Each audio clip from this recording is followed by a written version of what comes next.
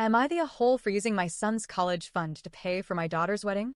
I, 50F, have been married to my husband, 52M, for almost 27 years. Together, we raised two kids, Mark, 21M, and Chloe, 24F. From the moment they were born, my husband and I made it our mission to give them the kind of opportunities we never had. We both came from working-class families and paid our way through school with loans, scholarships, and endless part-time jobs. It was exhausting, and we swore our kids would never have to go through the same thing if we could help it. So, we did what so many parents dream of doing. We set up college funds for each of them. Every month, without fail, we contributed.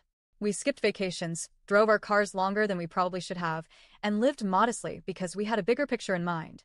By the time Chloe and Mark were ready for college, we had saved up enough for both of them to graduate without taking on a single penny of debt. I was so proud of that fact. It felt like one of our biggest accomplishments as parents. Chloe used her fund responsibly. She always wanted to be a teacher, and she followed through with it. She graduated, started working, and is now building a life she truly loves. She's engaged to a wonderful man who treats her with so much respect and kindness.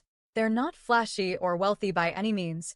Teachers don't exactly make big bucks, and her fiancé works a regular job, but they're hardworking, grounded, and genuinely happy. They're planning their wedding for next year, and honestly, I couldn't be prouder of her. Mark, on the other hand, well, his path has been a little different. He started college 2 years ago, but to be blunt, he hated it. He's always been more interested in his social media presence. Since high school, he's had this fascination with YouTube, TikTok, and anything that let him build an online following. He's charismatic, funny, and creative. I'll give him that, but his priorities have always been in his channel, his audience, and his online brand. Last semester, he officially dropped out. He said college was a waste of time and money, a scam for sheep. He insisted he would be a millionaire before his friends even walked across the graduation stage, all thanks to his crypto investments and his influencer career. My husband and I were disappointed. We'd spent years preparing for his education, after all, but at the same time, he's an adult. We told him we didn't agree, but ultimately his life is his to live. Here's where things get messy. Mark's college fund. He had about $40,000 left in it. It's just been sitting there since he dropped out. My husband and I never explicitly said, "This is now yours to do whatever you want with." To us, it was always very clear. This money was for education. Period. Not a toy, not a slush fund, not a startup for a YouTube career. Fast forward a few months ago, Chloe and her fiancé were looking at their wedding budget, and they were heartbroken. They'd fallen in love with a venue, but it was way out of their price range. They were trying to make cuts everywhere, shortening the guest list, scaling back the food, even considering eloping. I could see how disappointed she was, and as a mom, it broke my heart. That's when I had an idea. I brought it up to my husband one night while we were having dinner. What if we used some of Mark's leftover college fund to help Chloe with the wedding? My reasoning was simple. That money was always meant for a major life milestone, college.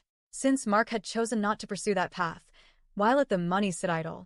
Helping Chloe start her married life seemed like a meaningful, family-oriented way to use it. My husband agreed.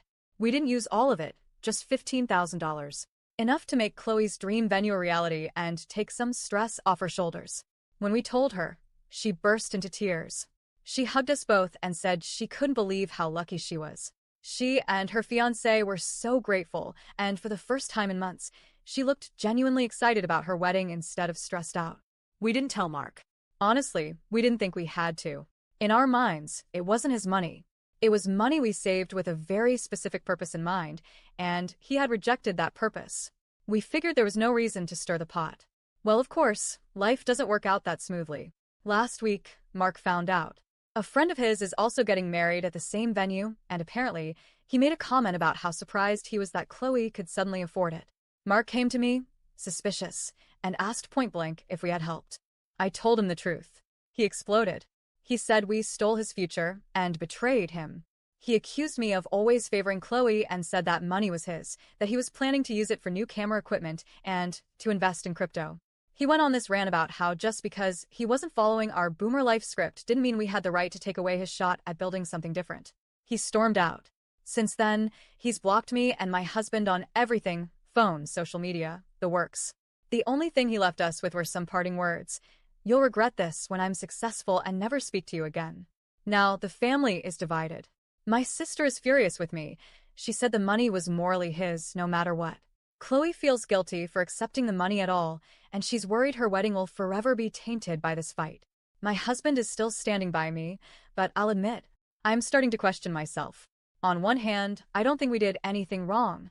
That money was saved for college. Mark opted out. We simply redirected it to another major milestone in our daughter's life. To me, it feels like a responsible decision. On the other hand, I can't deny that Mark feels betrayed, and maybe we should have handled it differently. Maybe we should have had a sit-down conversation before touching a penny. Maybe we underestimated how possessive he felt about that money, even if we never intended it to be his free cash. Now Chloe's wedding planning, which should be the happiest time of her life, is overshadowed by this giant family rift. And I'm left asking myself, so, am I the a-hole for giving my daughter money from her brother's college fund after he dropped out?